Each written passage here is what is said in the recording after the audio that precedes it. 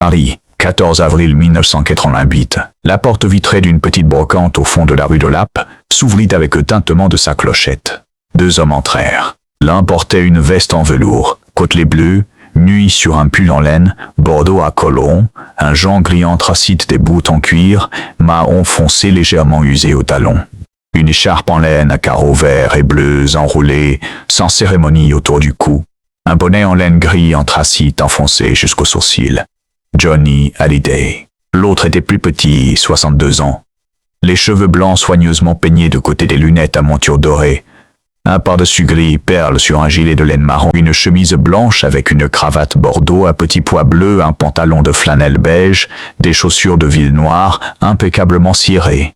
Il s'appelait Marcel Fontaine, antiquaire à la retraite depuis 3 ans, l'ami de Johnny depuis 22 ans. Ni l'un ni l'autre n'avaient été reconnus dans la rue ce matin-là. Le bonnet et l'écharpe avaient fait leur travail.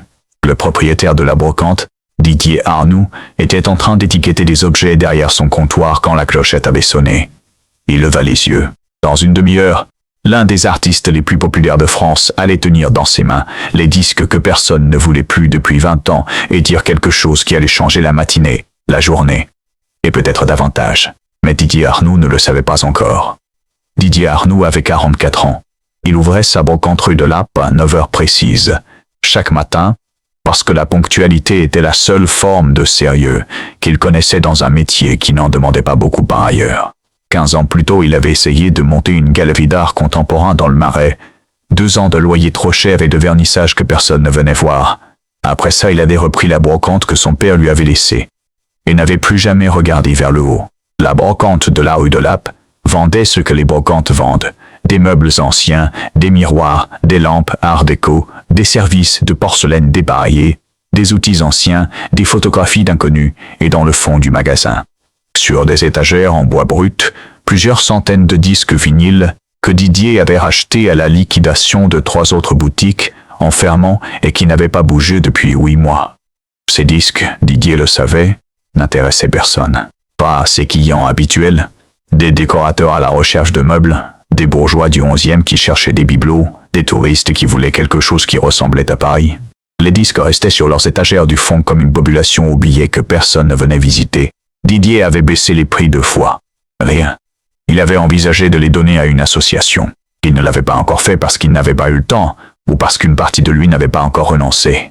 Ce matin-là, en étiquetant un lot de bougeoirs en laiton, il se dit pour la 3e fois cette semaine qu'il faudrait s'en occuper bientôt. À ce moment précis, 2 rues plus loin, un homme de 77 ans était assis seul à la table de sa cuisine. Il s'appelait Raymond Cossard, ancien électricien, veuf depuis 6 ans. Il habitait un appartement de 3 pièces au 3e étage d'un immeuble de la rue de la Roquette depuis 41 ans. Depuis l'époque où lui et sa femme André avaient emménagé avec leurs 2 valises et un tourne-disque Tébaz orange qu'André avait acheté avec ses économies de couturière. Sur la table de la cuisine devant lui, rangés dans 6 cartons de chaussures alignés côte à côte, 243 disques vinyles. Raymond Cossard avait commencé à les collecter en 1956. Il les avait achetés un à un avec le soin particulier de quelqu'un qui achète une chose durable plutôt qu'une chose consommable. Dans les disquaires de la rue de Rivoli, dans les marchés aux puces, dans les brocantes, dans les solderies.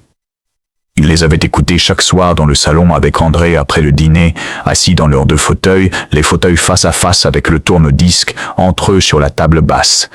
26 ans de soirée. 26 ans de disque. André était morte en 1992. Le tourne-disque était tombé en panne en 1985 et Raymond n'avait jamais trouvé l'énergie de le faire réparer. Les disques étaient restés dans leur meuble pendant 3 ans. Puis Raymond avait eu besoin de la place pour stocker les affaires d'André qu'il n'arrivait pas à donner et il avait mis les disques dans les cartons de chaussures. Et les cartons étaient restés sur l'étagère du couloir pendant 3 ans supplémentaires.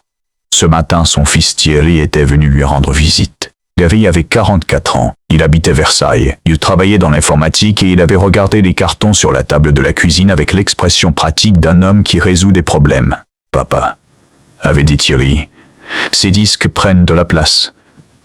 Je t'ai trouvé une brocante rue de Lappe qui reprend les vinyles. Je passe te prendre dans 1 heure, on y va ensemble et on s'en débarrasse. » Raymond avait regardé les cartons. Puis il avait regardé son fils. Puis il avait mis son manteau. Didier Arnoux leva les yeux de ses bougeoirs en laiton. quand la clochette sonna une deuxième fois ce matin-là. 2 hommes entrèrent. Le premier, la soixantaine, portait les 6 cartons de chaussures, 2 sous chaque bras et 2 dans les mains. Derrière lui, Didier les regarda et fit son évaluation habituelle. Le fils pragmatique, pressé, venait se débarrasser de quelque chose. Le père, le manteau, la cravate, les cheveux blancs soigneusement peignés, venaient parce qu'on l'avait emmené. « Bonjour », dit Didier depuis son comptoir. « Je peux vous aider ?»« Mon père a des disques à vendre », dit Thierry en posant les cartons sur le comptoir avec le geste d'un homme qui accomplit une tâche logistique. « Des vinyles, des années 50 et 60. On vous laisse faire une offre groupée. » Didier s'approcha, ouvrit le premier carton, regarda les disques, les fit défiler rapidement avec son pouce comme il faisait toujours. Assessement rapide, 30 secondes, valeur marchande estimée. Il avait déjà des centaines de disques de cette époque que personne ne voulait. Il n'avait pas besoin d'en ajouter 243. Il referma le carton, leva les yeux vers Thierry. « Je suis honnête avec vous, » dit-il. « J'ai déjà beaucoup de stock de cette période. Ces disques sont difficiles à écouler. Je peux vous proposer 30 francs pour le lot. C'est ce que je peux faire. » Thierry hocha la tête immédiatement. « D'accord. » Raymond Cossard, debout derrière son fils, regardait les cartons sur le comptoir, mais ses mains dans les poches de son manteau beige firent quelque chose que Thierry ne vit pas, parce qu'il était déjà en train de sortir son portefeuille pour recevoir les 30 francs. Ses mains serrèrent le tissu de l'intérieur de ses poches. C'est à ce moment précis que la clochette sonna une 3e fois. 2 hommes entrèrent. Didier leva les yeux, compléta son évaluation habituelle en 20 secondes. Le premier, veste velours bleu nuit, pull bordeaux, écharpe à carreaux, bonnet enfoncé jusqu'aux sourcils. Le deuxième, par-dessus gris perle, gilet marron, cravate bordeaux à pois. 2 hommes ordinaires un jeudi matin. L'homme au bonnet s'arrêta immédiatement devant les étagères du fond. Les mains trouvèrent les disques avec le geste familier de quelqu'un qui a passé des heures de sa vie dans exactement cette position, les doigts qui font défiler les pochettes, les yeux qui lisent les titres et les noms d'artistes avec la rapidité d'un lecteur fluide dans sa langue natale. Son compagnon Marcel s'était approché d'un miroir art déco et l'examinait avec l'œil professionnel d'un antiquaire à la retraite. À l'autre bout du comptoir, Didier tendait 30 francs à Thierry. Raymond Cossard regardait les 30 francs dans la main de son fils, puis ses yeux allèrent vers l'homme au bonnet qui feuilletait des disques dans le fond du magasin. Il le regarda pendant quelques secondes.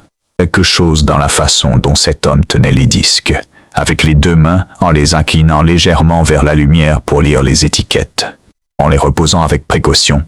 Quelque chose dans ce geste fit que Raymond continua à regarder. L'homme au fond sortit un disque de l'étagère, le retourna, lut les notes au dos. Il leva les yeux et regarda le comptoir. Pas Marcel, pas Didier, pas Thierry. Raymond Cossard. Il marcha vers le comptoir avec le disque dans la main. « Pardon ?» dit-il à Raymond. « Le disque dans le fond, c'est vous qui l'avez apporté. » Raymond le regarda. « Oui, dit-il. » L'homme au bonnet posa le disque sur le comptoir. C'était un 33 tours de 1958, Henri Salvador, pochette jaune, légèrement passée au coin. « Vous avez les autres Henri Salvador ?» dit-il. Raymond regarda le disque.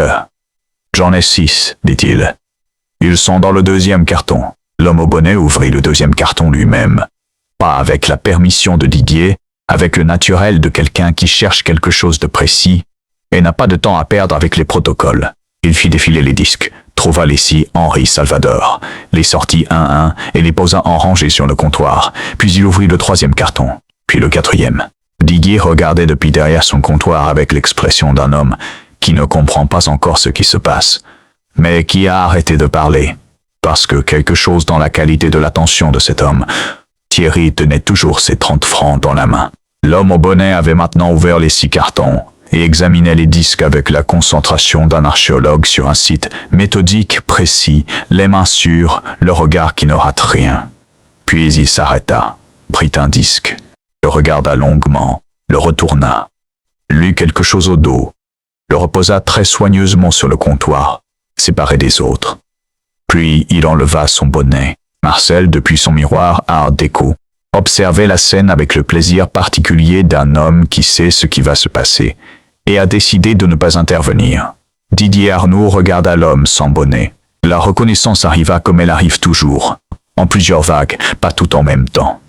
Le visage, la mâchoire, la façon de se tenir. Puis d'un coup, tout ensemble, il ouvrit la bouche, la referma. Thierry Cossard regarda l'homme sans bonnet. Puis il regarda son père. Raymond Cossard regardait l'homme sans bonnet depuis le début, depuis le moment où il avait vu ses mains sur les disques dans le fond du magasin. Mais ce qu'il lisait sur ce visage n'était pas de la célébrité. C'était quelque chose d'autre.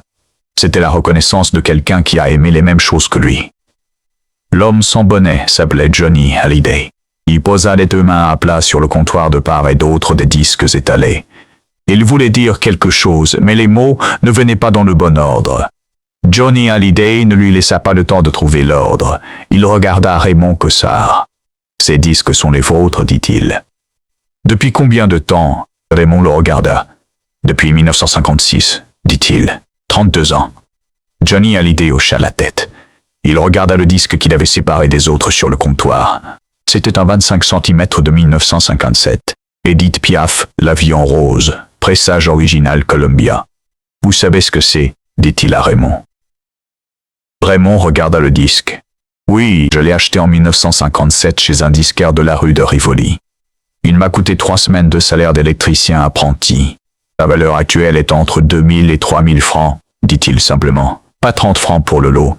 2000 à 3000 francs pour ce disque seul. » Le magasin fut silencieux pendant 6 secondes. Thierry Cossard regarda les 30 francs dans sa main, puis les disques sur le comptoir, puis l'homme qui venait de parler. Didier Arnoux regarda le disque séparé sur son comptoir, puis Johnny Hallyday, puis le disque. L'expression sur son visage était l'expression d'un homme dont la certitude professionnelle vient d'être démontée en public de façon calme et précise et irréfutable. Pas avec de la colère, pas avec du mépris, avec une information. Raymond Cossard regardait ses mains. Marcel s'était approché du comptoir sans bruit et se tenait légèrement en retrait avec l'expression d'un homme qui attend la suite. Johnny Hallyday continua. Pas pour blesser Didier, pas pour avoir raison. Parce que les disques sur ce comptoir méritaient qu'on dise la vérité sur eux. Il fit le tour des 6 cartons méthodiquement. Il sortit 11 disques, les posa en rangée sur le comptoir. Pour chacun, il dit ce que c'était, d'où ça venait, ce que ça valait. Ses connaissances n'étaient pas celles d'un expert professionnel, elles étaient celles d'un homme qui avait grandi avec cette musique qu'il avait portée dans sa vie depuis l'adolescence, qui connaissait ses disques, non pas comme des objets de collection, mais comme des compagnons. Quand il eut fini, les 11 disques étaient alignés sur le comptoir. La valeur estimée du lot de 11 disques seuls dépassait 20 000 francs. Raymond Cossard regardait les disques alignés. Ses mains n'étaient plus dans ses poches.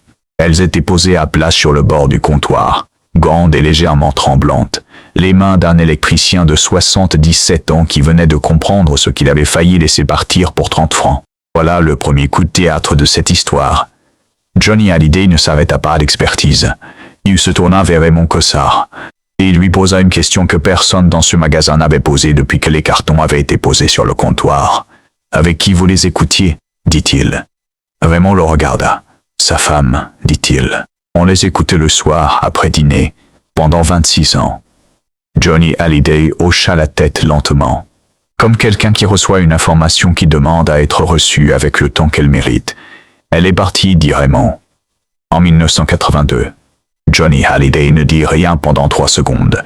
Puis il dit « Le tourne-disque fonctionne encore. » Raymond secoua la tête. « En panne depuis 1985. Je l'ai jamais fait réparer. » Johnny Hallyday regarda Marcel. Marcel hocha la tête une seule fois. Le hochement de quelqu'un qui a compris ce qu'on lui demande avant qu'on le lui demande. Voilà le deuxième coup de théâtre. Marcel Fontaine, antiquaire à la retraite, 62 ans, par-dessus gris perle et cravate, bordeaux à pois. Un tourne-disque Tépaz. Orange. Années 60, acheté dans la brocante 2 rues plus loin qui en avait un en vitrine depuis 6 mois, que personne ne voulait. Il le posa sur le comptoir de Didier Arnoux. Didier Arnoux regarda le Tépaz orange. Regarda Marcel. Regarda Johnny Hallyday. Puis il fit une chose qu'il n'avait jamais faite en 15 ans de brocante. Il alla dans l'arrière-boutique, trouva une rallonge et brancha le Tépaz sur le comptoir.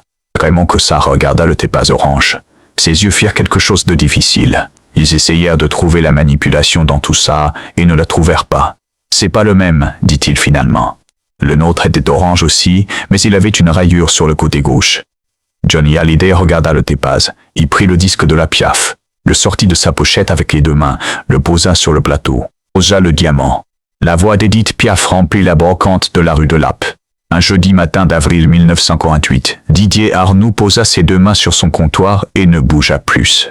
Thierry Cossard, qui avait tenu les 30 francs dans la main pendant 20 minutes et les avait remis dans sa poche entre-temps, regardait son père. Raymond Cossard écoutait La Vie en rose dans une brocante du 11e arrondissement avec les mains à plat sur le bord d'un comptoir de brocante et les yeux fermés et l'expression de quelqu'un qui est quelque part où il n'a pas été depuis très longtemps. Voilà le coup de théâtre final, celui que personne n'avait vu venir. 3 semaines après ce jeudi matin de la rue de Lappe, un colis arriva à l'appartement de Raymond Cossard au 3e étage de la rue de la Roquette. Dans le colis, il y avait 2 choses. La première était un tourne-disque. Tépaz, orange, pas le même que celui de la brocante. Un autre, trouvé par Marcel, dans une vente aux enchères de la banlieue, et révisé par un technicien en parfait état de marche. La deuxième était une lettre courte, 4 lignes. La lettre disait « Les disques méritent d'être entendus. André mérite d'être entendu encore. Le Tépaz est révisé. Il tiendra longtemps. Ce qui a duré 26 ans peut durer encore. » La lettre n'était pas signée d'un nom complet. Elle était signée d'un prénom seulement. Johnny. Raymond Cossard lut la lettre 2 fois à la table de sa cuisine. Puis il se leva, alla dans le couloir, prit les 6 cartons de chaussures sur l'étagère. Les disques que Thierry avait remis dans les cartons après que Didier eut refusé poliment mais fermement l'offre de 30 francs, comprenant maintenant ce qu'il avait failli faire. Raymond les porta dans le salon, ouvrit le Tépaz orange, prit le disque de la Piaf, le posa sur le plateau, posa le diamant, et s'assit dans son fauteuil. Le fauteuil face à l'autre fauteuil vide. La table basse entre les deux avec le Tépaz dessus. Exactement comme pendant 26 ans. Et voilà ce que ce jeudi matin d'avril, rue de Lappe nous laisse à tous. 243 disques achetés un à un entre 1956 et 1982, étaient sur le point de partir pour 30 francs. Parce que personne dans cette brocante ne savait ce qu'ils étaient vraiment, ni leur valeur marchande. Mais leur valeur réelle, ces 2 choses, étant très différentes l'une de l'autre. Un homme en bonnet gris et écharpe à carreaux entra dans la brocante, alla dans le fond, prit les disques dans ses mains et dit la vérité sur chacun d'eux. Johnny Hallyday, ce matin-là, n'était pas une rockstar venue faire une apparition généreuse. Il était un homme qui avait grandi avec cette musique, et qui reconnut dans des cartons de chaussures sur un comptoir de brocante quelque chose que personne d'autre dans ce magasin n'était équipé pour reconnaître. Il ne racheta pas les disques. Il ne fit pas un chèque. Il fit une chose plus précise que les 2. Il dit ce qu'ils étaient. Il demanda avec qui ils avaient été écoutés. Il écouta la réponse. Il envoya un Tépaz révisé et 4 lignes. Ce qui a duré 26 ans peut durer encore. Et vous? Avez-vous jamais failli vous séparer de quelque chose qui valait infiniment plus que ce qu'on vous en proposait? Pas en argent, en mémoire, en vie. Racontez-nous dans les commentaires, parce que ces histoires-là sont celles qui nous rappellent que la valeur réelle des choses n'est presque jamais dans leur prix.